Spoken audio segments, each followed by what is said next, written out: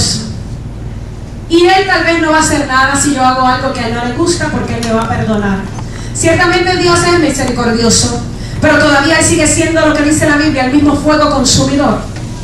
Y cuando Él comenzó a quemar el incienso dentro de la casa de Dios, Él fue a adorar a Dios de labios, pero su corazón estaba tan lejos que por su frente comenzó a brotar dentro de la casa de Dios lepra. Qué cosa más extraña. La lepra era algo que normalmente se contagiaba. La gente era aislada, la gente leprosa. Alejandro, tú lo sabes.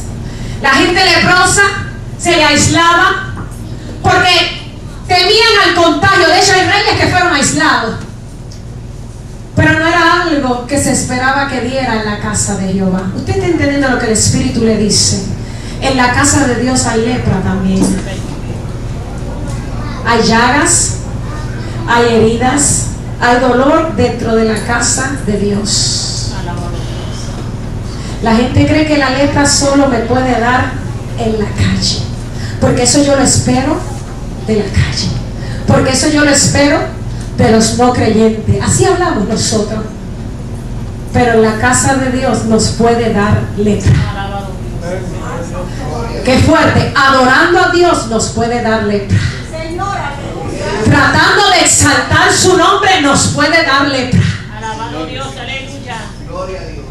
Porque hay algo en el corazón que Dios quiere trabajarlo a tiempo para que esa lepra no consuma nuestro cuerpo. Pero Usías no estaba dispuesto a eso, y los sacerdotes se vieron entre espada y pared. O le decimos a Usías que se quite, o Dios se quita del templo. ¿A quién preferimos? Y yo preguntaba qué tiene que ver la profecía y lo que Dios le estaba diciendo a Isaías. Era que en el templo antes se paseaban las faldas de Usías. Es decir, la presencia que había en esa casa era la del rey Usías, pero no estaba la presencia de Dios ahí. Así que lo que Dios le estaba pidiendo a los sacerdotes es que en la vida es necesario enterrar cosas para que puedan nacer otras.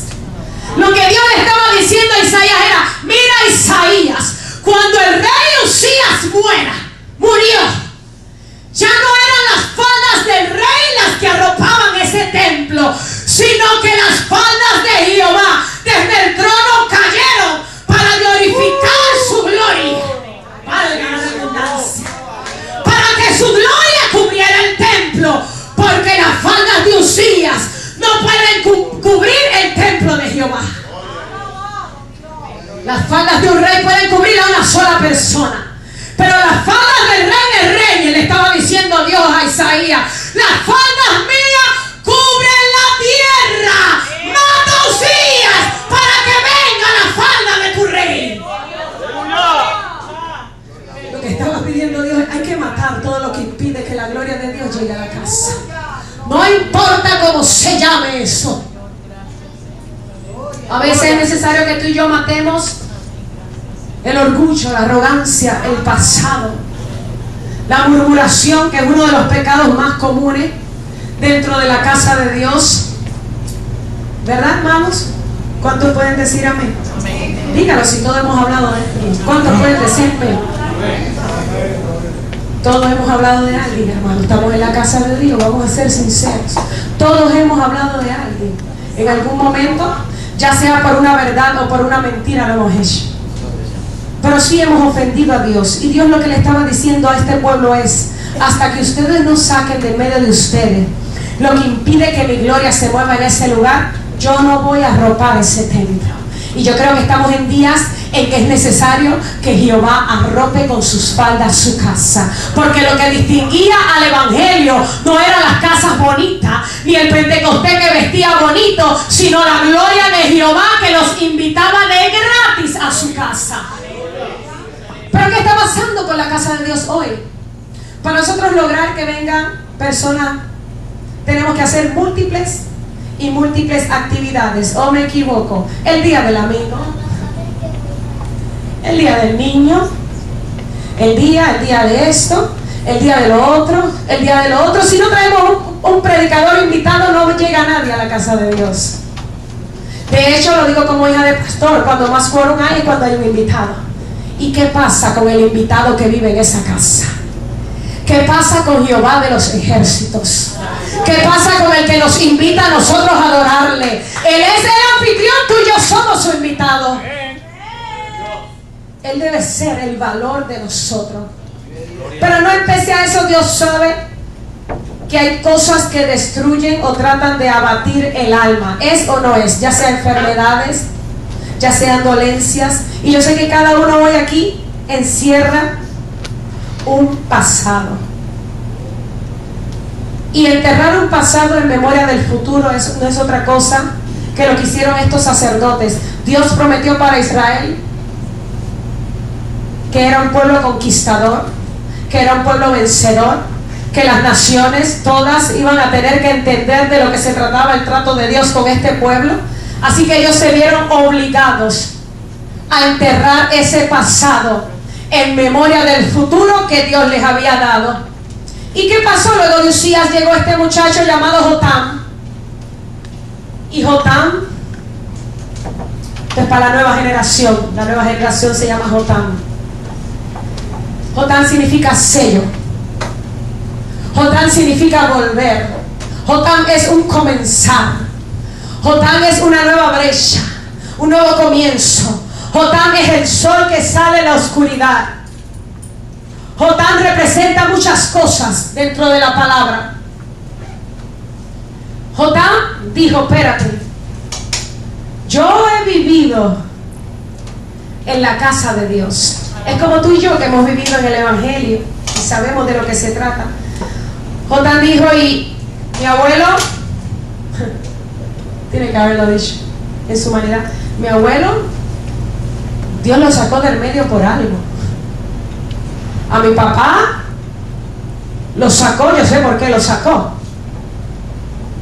Y Jotam, que también tenía fuerza, porque venía de un linaje de fuerza, de reyes poderosos, dijo: yo voy a preparar caminos delante de mi Dios, porque yo sé la consecuencia de no hacerlo.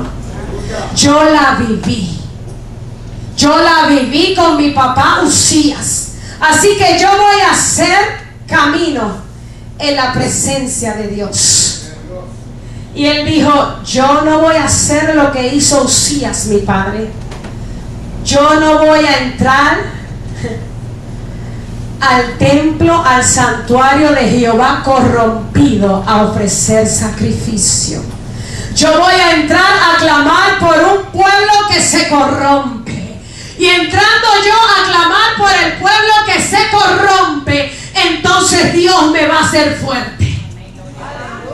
Él entendió de lo que se trataba la humillación. Yo voy a entrar a la casa de Dios a adorarle, a clamar, a humillarme. Y haciendo yo esto, algo va a pasar, que la fortaleza va a bajar para mí del cielo, y no hay reinado y no hay quien pueda destruir lo que Dios me dio.